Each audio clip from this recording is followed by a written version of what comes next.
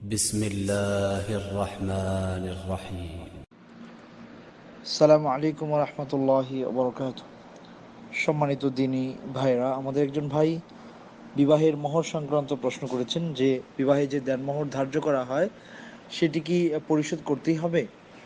আর উনি যেখানে বিয়ে করতে যাচ্ছেন সেখানে দেখা যাচ্ছে যে দেনমোহর একটু বেশি বলা হচ্ছে, সেক্ষেত্রে করণীয় কি? জি সম্মানিত ভাই, বিবাহের রোকনগুলোর মধ্যে অন্যতম একটি রোকন হচ্ছে দেনমোহর। সেটি বিবাহের রোকন, সেটি ছাড়া বিবাহ বৈধ হবে না, সেটি কম হোক আর বেশি হোক। আর রসুল করিম সাল্লাহ সাল্লামের সময়েও আমরা দেখেছি বিভিন্ন ঘটনা আছে যে কারো কাছে মোহর আদায়ের মতো কিছুই ছিল না, আল্লাহ রসুল তাকে বলেছেন যে তুমি তাকে কোরআন শিখিয়ে দাও, এটাই তোমার মোহর। মানে আপনাকে পে করতেই হবে কিছু না কিছু, আপনার যদ্দূর সামর্থ্য আছে সামর্থ্য অনুযায়ী আপনি কি পরিশোধ মানে করে দিতে হবে সেটা।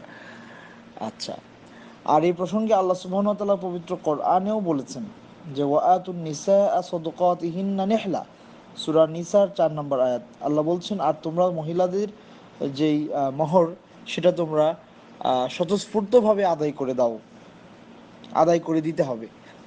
সুতরাং আপনি আপনার বিবাহের ক্ষেত্রে যদি আপনি এখন যেখানে মেয়ে দেখছেন সেখানে যদি ওনারা মোহর বাড়িয়ে বলেন, আপনি আপনার সক্ষমতা অনুযায়ী সেটি বলবেন।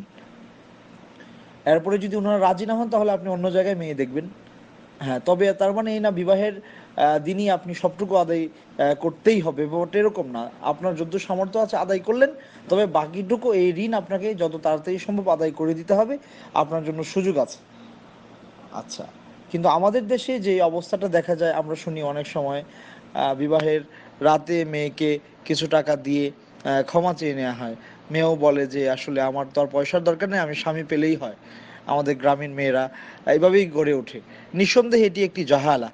একদিক থেকে মেয়ের উপরে জুলুম হচ্ছে, মেয়ে তার নিজের অধিকার মানে বিনষ্ট করছে, নিজেই বিনষ্ট করছে এই কথাগুলো বলে। বরং বরং তার উচিত ছিল সে তার অধিকার যথাযথভাবে আদায় করে নেওয়া এবং পুরুষের উপরে দায়িত্ব সেটি আদায় করা। হ্যাঁ, তবে আল্লাহ সুবহানাহু ওয়া তাআলা কোরআনে যা বলেছেন, ফাইন তিবনা লাকুম আন শাইইম মিনহু নাফসা ফাকুলুহু হানিআম মারিয়া, যদি আপনি আদায় করে দেওয়ার পরে তাকে আপনি মালিকানা দিয়ে দিলেন, এরপরে সেখান থেকে যদি সে আপনাকে কোনো কিছু দেয় তাহলে সেটি আপনি স্বতঃস্ফূর্তভাবে আনন্দ চিত্তে সেটি আপনি খেতে পারেন, সেটি ভিন্ন কথা। কিন্তু মালিকানাটা তার কিন্তু দিতে হবে, সেটি ফরজ। এই হলো বিষয়। আল্লাহ সুবহানাহু ওয়া তাআলা আমাদের সবাইকে সঠিক বুঝে আমল করার তৌফিক দান করুন, আমিন। সালামু আলাইকুম।